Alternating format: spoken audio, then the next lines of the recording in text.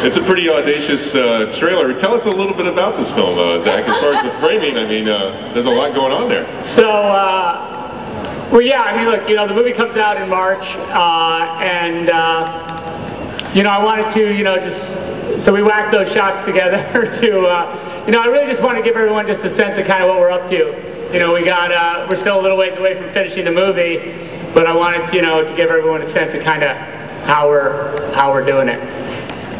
You know, ladies, it must be great. I can tell you're all pretty excited. Well, you talk a little bit about making the movie and also a little bit about the footage. Maybe go down the line. Well, that was the first time. I mean, this is the first time we've ever seen it. We're like dying. I was craning my neck the entire time. Oh my God. Well, wow. Since people don't know your characters, maybe take turns. Talk a little bit about your character and your reaction to that footage. Okay. My reaction to the footage is I'm kind of shaking like crazy. But so I play Baby Doll, and her mother dies, and she's left with her abusive stepfather, and he puts her into an insane asylum to be possibly lobotomized, and she has to sort of escape, and she meets these friends along the way that she sort of plans to escape with. I play Blondie, and I'm really afraid that my voice is shaking right now because I am so excited. That was so cool. I had a feeling when we were making it that it was going to be neat, but I had no idea it was going to be that awesome. I give you props, Zach. It's so cool. But yeah, I play Blondie. She kind of fits into the world with this amazing group of girls, and she actually gets to shoot some of the biggest guns, which is, I think, one of my favorite parts. I run around with like a saw and get to shoot 50 cals and 30 cals and all this pretty badass stuff. Oh man, I play Rocket, and it's so amazing to see it. God, I wish we could be out there. You guys have the good seats. Yeah. Yeah, Rocket sort of, she plays Sweet Pea's younger sister, and Baby Doll comes into this world, and I sort of have to introduce her, and kind of end up really liking her, and what she's trying to bring to the table and offer, and she offers up this really beautiful idea of escape, and I help rally the troops. I'm a rallier. My character's name is Amber, and she is kind of the first one to jump on board with Baby Doll's plan, and you know, throughout the film she's trying to stay together with everyone, and she's extremely loyal, and I think that kind of reflects, you know, throughout the fantasy scenes. That footage was crazy. It's hard to even articulate an answer after that. I play Dr. Gorski, who is a Polish psychiatrist in the insane asylum. And in sort of the alternate world, I'm a dominatrix-influenced choreographer slash madame.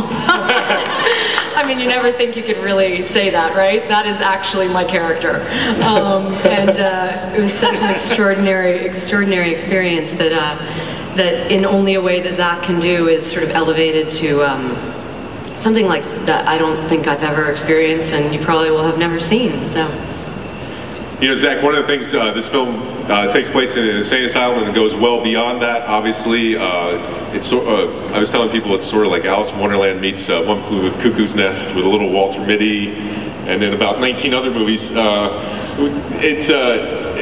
us about the creative process for this. Where did the story come from? You know, the story came from I guess, you know, where it really originated was, for me, was in this transition sort of concept. You know, I've been making TV commercials before I started making movies for about 15 years, and, you know, there was a just visual process of sort of condensing time and effing around with time, started to like create this sort of germ of an idea, and Steve and I would kick it around and we would talk about it.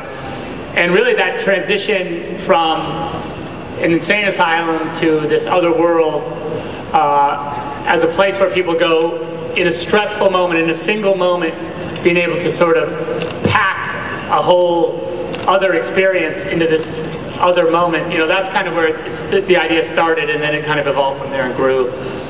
And it also, you know, I was also fascinated by sort of trying to create an ending, because the movie does have sort of a twist or a reveal, and you know, I was always interested in trying to create an ending that was satisfying and interesting. You know, that it wasn't just right when you start to feel like, you know, the movie's about these crazy action sequences. Really, what these girls did was, you know, create a movie that, you know, when I saw the first cut of the movie so far, you know, I felt like, okay, I could just take all the action out of this movie. This will be awesome because the girls did such an amazing job. So, you know, that's kind of, I don't know. That doesn't answer the question at all. That's fine. I don't do that. You know, and then the characters have their own dances that they do, and the dances that they do are a representation of self. And transports the viewer into these alternate places that they go.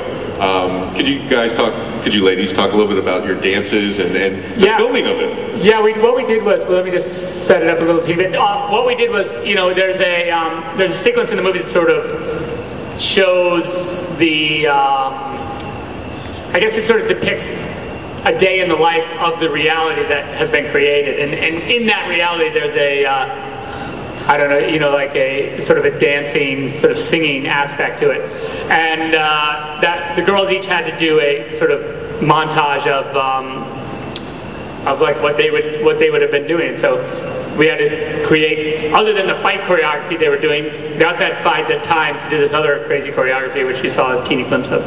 But so yeah, that sort of. Anyway, they could talk about it now. They could talk about it without me setting it up, but anyway, I have to. What about the performances? I was just going to say, I didn't get to do a dance, actually. But yeah, every time. Our baby doll doesn't dance because she's not allowed to yet. Yeah, you don't want to see me dancing. Every time my character dances is when we sort of get transported into the other worlds. But it was pretty cool. We all sort of would group together and watch all the other girls when they had their solo dances, and it was kind of amazing to just sit there and watch them with this crazy choreography. Yeah, well, what's so cool is like Carla's character in the reality of the world would be like a therapist, and she's using a form of sound therapy. And then, you know, and then that's sort of translated into another thing of the sound therapy is the interpretation of our own unique dances in the alternate reality. So we all we got to learn these different sort of, you know, borderline burlesque, you know, interpretive dances about different internal struggles that our characters were going through.